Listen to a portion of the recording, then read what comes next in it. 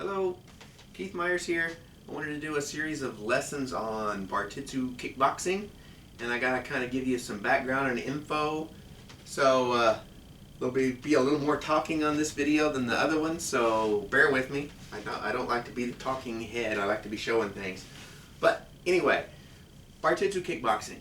And notice I'm saying kickboxing because, I think too often in Bartitsu we separate out, I'm doing, the Old English boxing, and then I'm going to do savate kicks. That's not really the way it should be. It should be a smooth integration, right? You should put them together as much as possible.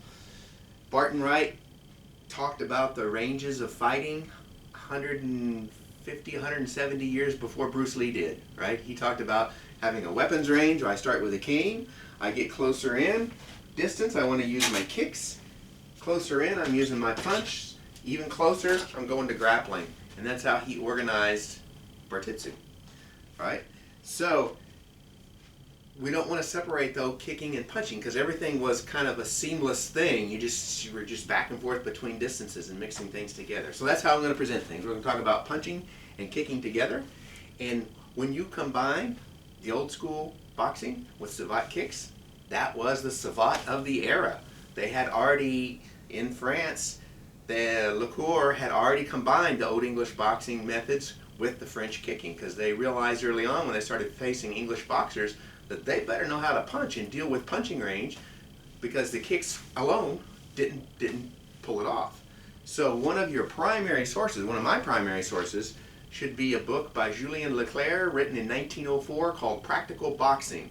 And he covers the boxing, the hands, and he covers the savate, the kicks. And he shows high kicks, but his emphasis is really on kind of backing up from the academic savate and presenting the French method as a self-defense method. He makes all kinds of comments about keeping your kicks low and kind of practical things for self-defense. And then our notable Defense dans la rue books that showed up later, the first one was Emile André and then the other one by Jean-Joseph Renaud, they drew heavily from Leclerc's method when they were showing for the street-oriented defense fighting, empty hand, savate kickboxing phase. They plagiarized portions of his text. They used photos right out of his text. So it was clear that Julien Leclerc's method was their base for the savate they were using. And then we know that one of the main instructors at the Bartitsu Club was Pierre Vinet. And Pierre Vinet was an expert savateur. He knew savate. So it's very clear that this kicking punching range that was taught at the Bartitsu Club wasn't a separate boxing and a separate French kicking. It was savate, the savate of the day. Okay? So, and I've looked at a lot of the old school boxing texts. I've got a dozen of them on my shelf, and you kind of get the flavor for that era of boxing, which was kind of the London prize ring era.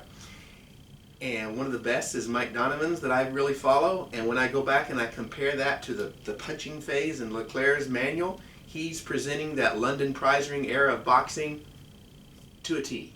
In fact, he provides a lot more detail as far as the number of defenses to be used and all than Mike Donovan's book does, and a lot of the other boxing books of the era. And remember, this is Julien Leclerc, 1904, and this was the 5th edition.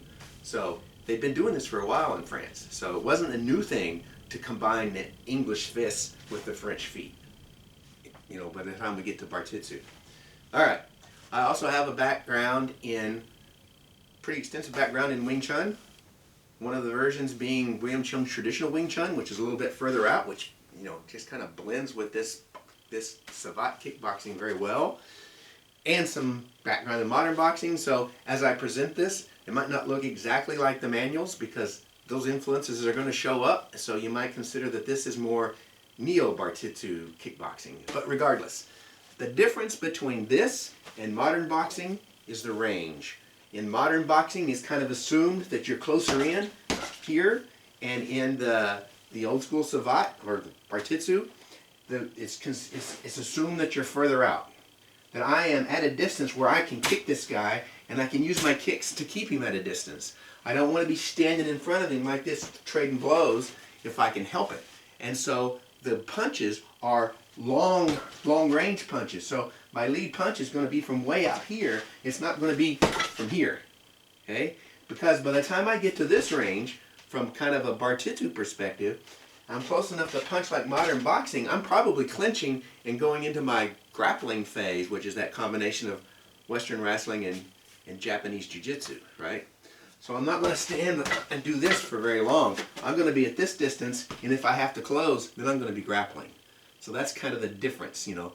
Learning to punch from this longer range and learning to keep it at this longer range by being able to use your kicks to keep the guy off of you, okay? So, some preliminary basics then. The basic stance, and realize in this system too, in the old English boxing, they were one-sided. It wasn't very ambidextrous because I just needed to be able to punch and block, right? Well, if you add kicks, a la savate, then when you present it in the savate manuals, you've got to be ambidextrous, because if I can be left side forward and used to that, and I throw a kick, then I might end up right side forward. So I better be able to fight from that side too. So this is going to be an ambidextrous method, not a one-sided method like some of the old English boxing was. Alright, so the stance, your feet a little wider than shoulder width, and the position is like this. You've seen this in all the manuals, right? So this hand is here up front, elbows are in, it's ready to guard my ribs, it's ready to punch straight. And this one is across the abdomen. It's not up like this. They called this the mark, right? The solar plexus, the abdomen, and this was barring the mark, keeping that hand here, because that was a target. You can imagine if people are doing extended punches, and I could duck his punch and throw low and hit him in the stomach, that was a major target. So they really took measures to kind of cover that spot as much as they could. They weren't headhunters like modern boxing tends to be, because they were standing this way. It was hard to hit somebody in the head. Somebody's moving around like this and dodging and moving. It's hard to hit somebody in the head. The head can move around pretty quick, but how much is this moving as I move my head? This, the mark, my solar plexus, my abdomen, doesn't have near the mobility and move around as much as my head do, and from a long distance tended to be easier to hit. So they took pains to kind of cover it to bar the mark. So, the position is like this, right? And they weren't stock still. Another concept was called milling, and milling just meant that I'm relaxed and my hands are kind of in motion so that you don't know, is it going to be this punch? Is it going to be that punch? I'm in motion. That's milling. It's kind of moving about. And with guard from this direction, I'm here. Got this as low. I don't have to have it pressed against my body, but it's down here to guard my abdomen. This one's guarding my ribs. My head is kind of in motion, so it's not as much of a target, and I'm moving around. My weight is back and forth between my front leg, my rear leg. Generally, I'm kind of on the balls of my feet. I'm not standing flat-footed. You're just kind of moving around, right?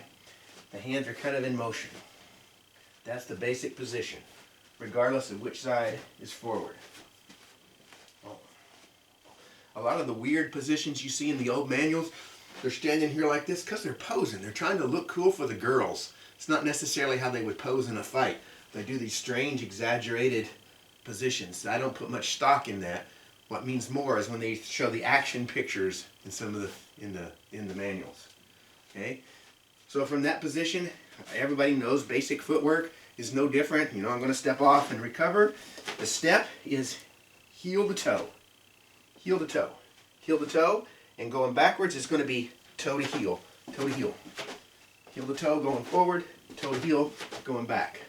Forward, back, right? Forward, back. And if I'm going to sidestep laterally, if I'm going to go that way, it's going to be hit like that first, right? Toe to heel, toe to heel. If I'm going to go that way, it's going to be heel to toe, toe to heel, heel to toe to heel.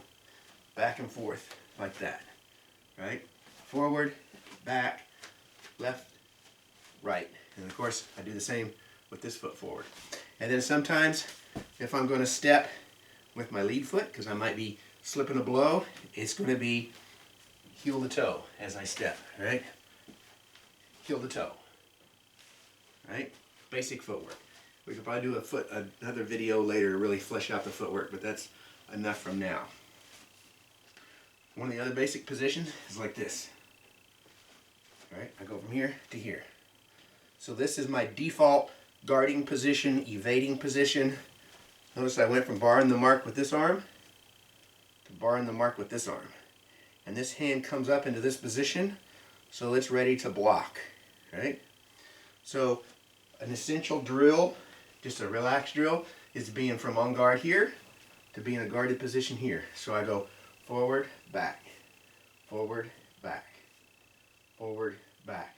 And when we do some of the blocking lesson, you'll kind of see where this comes into play. But it's just this forward, back to get rid of this.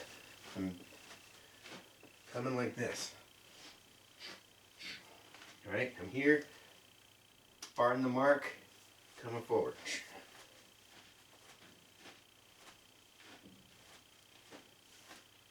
Away, forward again.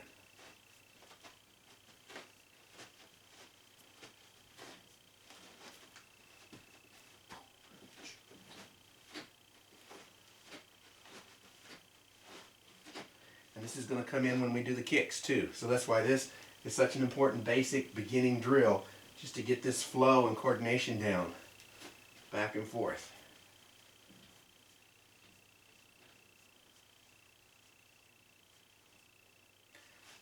Another thing you'll see show up is when they're talking about the guards, they'll talk about a true guard and a false guard. A true guard is where I'm facing the opponent, my right leg is forward, and his right leg and right arm is forward. We're in the same stance. We're in a matched stance. That's the true guard. False guard would be if I've got my right leg forward and he's got his left leg forward. So we're in a mismatched or the opposite stance. My right leg forward and right hand, his left hand forward and left hand. And they call that a false guard. And that kind of changes how you target with your kicks and such as we go forward. True guard versus false guard. So I think that covers the basics, position, this drill, the idea of milling, barring the mark, having that hand in front, basic stance and footwork, being in motion, kind of on the balls of your foot and not just standing stock still. Arms are in motion, so you can kind of freely move around as you're facing off. Okay? I think that's enough for the first lesson.